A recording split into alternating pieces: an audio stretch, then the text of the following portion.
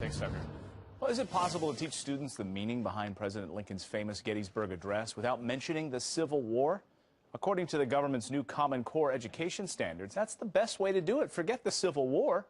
In instructions to teachers, teachers are told, quote, refrain from giving background context or substantial instructional guidance at the outset.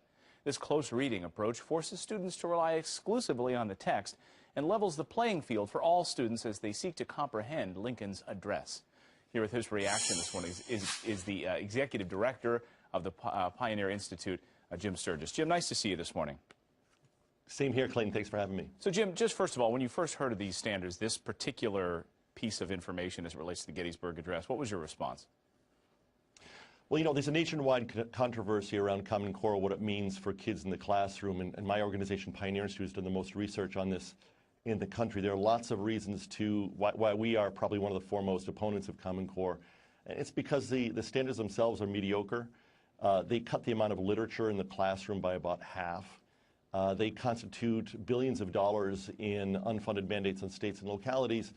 And even if you set aside the constitutional questions about whether the federal government should be involved in education, there are 3 federal statutes that prohibit the federal government from having any truck with curricular choices and instructional practice guides. This particular article, and there really are hundreds of articles written around the country because teachers and legislators and parents are coming to understand what this means because it's being implemented now.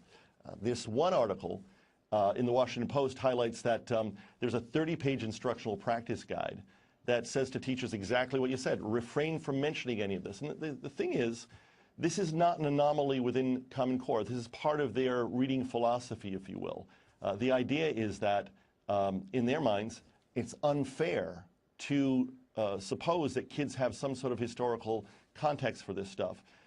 And unfair. You know, in some ways, they say it's unfair. Yeah. I mean, this is called race to the top, but it seems to me much more like a race to the bottom. They're rushing for the least common denominator. I couldn't agree with you more. And former Assistant Secretary of Education Diane Ravitch reacts to this, and she wrote a blog post about this. She says, what a travesty. How is it possible for any student to understand the meaning of the Gettysburg Address without knowing the historical context in which it was delivered?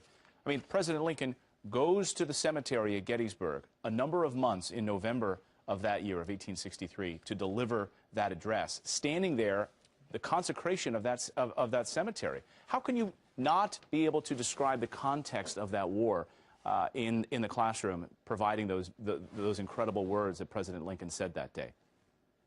No, I completely agree. Look, it's no mention of that thing called the Civil War, no mention of the 51,000 Americans, Confederate and Union, who died there, no mention of the purpose of Lincoln's trip. I mean, they're removing human agency from history, right, which is really, truly remarkable. And I would say, you know, for folks out there who are watching it, is this just one weak link in an overall solid package of standards? The fact is, no. The architect of Common Core is now the head of the College Board, the entity that develops the SAT and other college tests.